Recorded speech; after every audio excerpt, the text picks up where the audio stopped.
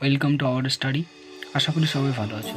তো আজকে আমি মডেল অ্যাক্টিভিটি টাস্ক ষষ্ঠ শ্রেণী ইতিহাস নিয়ে আলোচনা করব, যেটা অক্টোবর মাসের জন্য দেওয়া হয়েছে 2021-এ, সেটা নিয়ে। তো ভিডিওটা কোথাও স্কিপ না করে শেষ পর্যন্ত দেখার অনুরোধ রইল।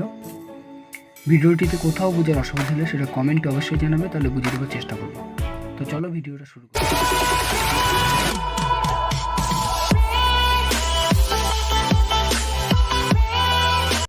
এখানে দেখো, প্রথমে একের দাগে দেখো কী বলা হয়েছে, ক স্তম্ভের সঙ্গে খ স্তম্ভ মিলাতে হবে। এখানে দেখো একের দাগের প্রথমটা কি আর্য সত্য, এটার সঙ্গে কোনটা মিলছে দেখো, এটার সঙ্গে মিলছে গৌতম বুদ্ধ। তারপরে দেখো দুইয়ে কী বলা হয়েছে, বসুমিত্র। বসুমিত্র মিলছে কি চতুর্থ বৌদ্ধ সঙ্গীত এর সঙ্গে সঙ্গীতি। তারপরে তিনি হচ্ছে চতুর্যামব্রত, এটা মিলছে পার্শ্বনাথের সঙ্গে। এবং পঞ্চমহাব্রত, এটা মিলছে মহাবীরের সঙ্গে। তো এটা কম স্তম্ভ এবং খস্তম্ভ মেলানো হলো।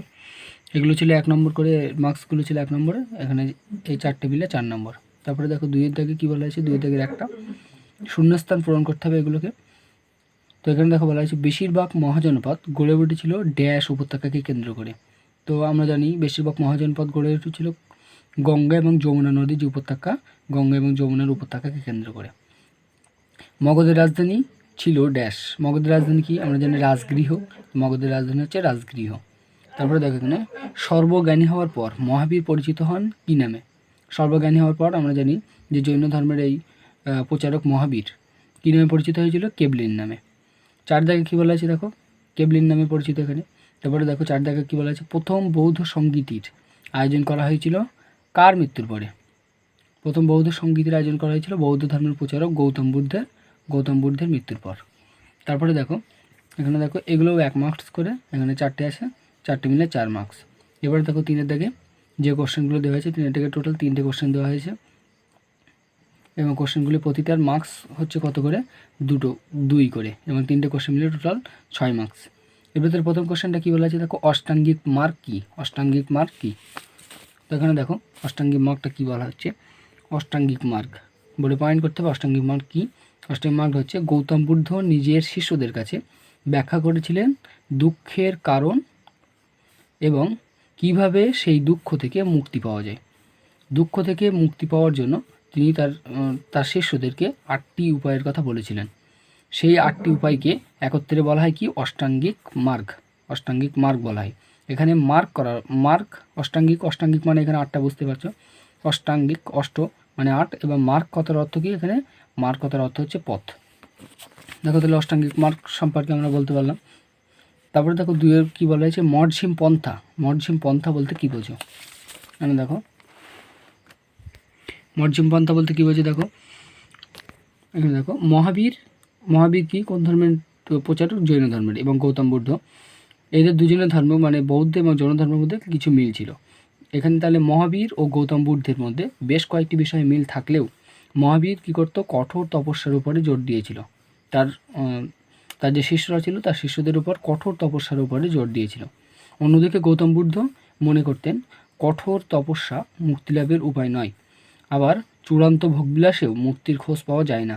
তাই বুদ্ধদেব যে পথের অধিকারী করেছিল তার শিষ্যদেরকে, বুদ্ধদেব তাই কী বলেছিল, মঠঝিম পন্থার কথা বলেছিলেন। তার মানে বুদ্ধদেবের শিষ্যদেরকে যে পথে প্রচলন করতে চেয়েছিল সেটা হচ্ছে মঠঝিম পন্থা। এবং মহাবীর মানে জৈন ধর্মের প্রচারক, সে কী বলেছিল, সে এখানে দেখো কী বলেছিল, কঠোর তপস্যার উপর জোর দিয়েছিল সে। তাহলে দুজনের মধ্যে বেশ কয়েকটি বিষয়ে মিল থাকলেও এই কঠোর তপস্যার উপর জোর দিয়েছে তার শিষ্যদের উপরে, এবং গৌতম বুদ্ধ মঠঝিম পন্থার কথা বলেছিল। তারপরে দেখো 3-এর থেকে কোশ্চেনটা কী বলা হয়েছে, এখানে কোন সাহিত্য থেকে জনপদ এবং মহাজনপদ সম্পর্কে জানা যায়। এখানে দেখো উত্তরটা কী লেখা হচ্ছে, দেখো জৈন এবং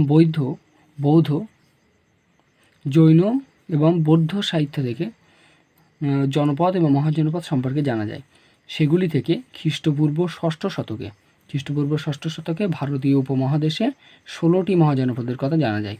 এদেরকে একত্রে কী বলা হয়, ষোড়শ মহাজনপদ আমরা শুনেছি।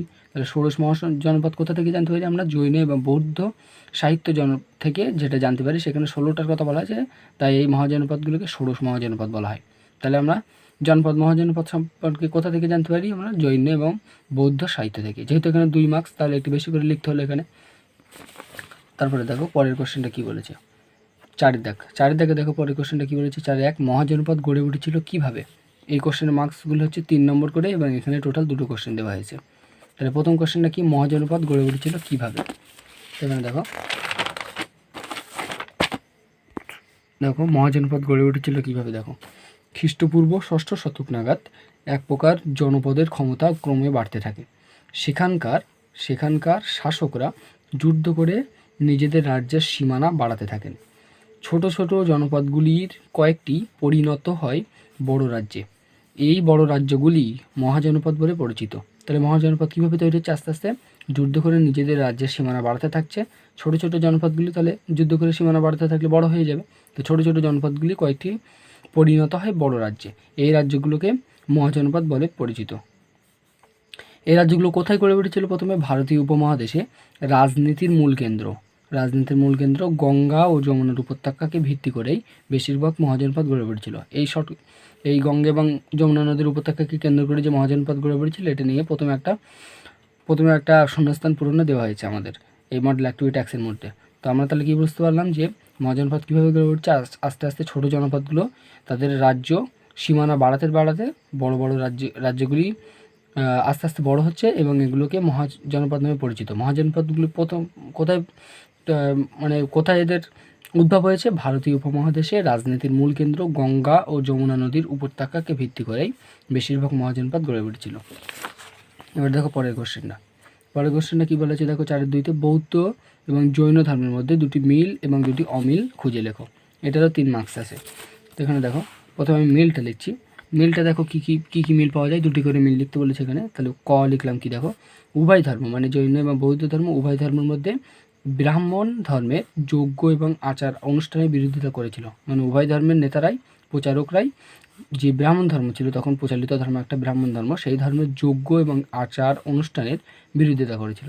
ক্ষয়ের দাগে দেখো কী বলা হয়েছে, উভয় ধর্ম থেকে ত্রিরত্নের ধারণা পাওয়া যায়। ত্রিরত্ন, যে 3টি রত্ন আছে, সেই ত্রিরত্নর একটা ধারণা 2টো ধর্ম থেকেই পাওয়া যায়। তাহলে এটাও একটা মিল এই ধর্ম দুটির মধ্যে।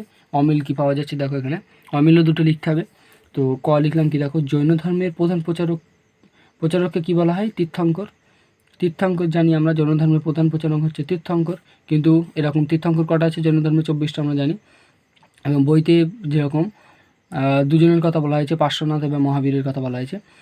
তাহলে কি জৈন ধর্মের প্রধান প্রচারককে বলা হচ্ছে কি? তীর্থঙ্কর। কিন্তু বৌদ্ধ ধর্মের প্রধান প্রচারক কী হয়?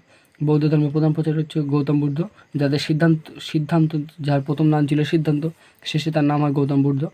তো তাহলে আমরা টেক্সট বই থেকে একটা অমিল খুঁজে পেলাম কি, জৈন ধর্মের প্রধান প্রচারকগুলোকে বলা হচ্ছে তীর্থঙ্কর, এরকম 24টি তীর্থঙ্কর আছে, এবং বৌদ্ধ ধর্মের প্রধান প্রচারক হলো গৌতম বুদ্ধ।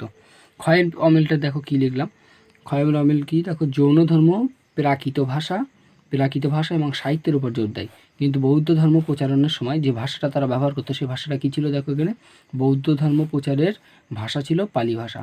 তো আমরা দেখো এখানে শেষ কোশ্চেনের যেটা দেওয়া হয়েছিল, জৈন এবং বৌদ্ধ ধর্মের মধ্যে 2টি করে মিল এবং 2টি করে অমিল লিখতে। তো এখানে দেখো মিলও 2টো লিখলাম, অমিলও 2টো লিখলাম। তো দেখো ইতিহাস কোশ্চেন মানে মডেল অ্যাক্টিভিটি টাস্ক 6ষ্ঠ শ্রেণী অক্টোবর মাসের মডেল অ্যাক্টিভিটি টাস্কটা আমরা পুরোপুরি কমপ্লিট করলাম। এরকম মডেল অ্যাক্টিভিটি টাস্কগুলো পেতে আমাদের এই channel hour study with GS এই ইউটিউব চ্যানেলটাকে তোমরা সাবস্ক্রাইব করে পাশে থাকবে, এবং এই ভিডিওটা ভালো লাগবে তোমরা শেয়ার করো বন্ধুদের কাছে এবং লাইক করো, এবং আমাদের চ্যানেলে সাবস্ক্রাইব করে আমাদের চ্যানেলের পাশে থাকো। Thanks for watching.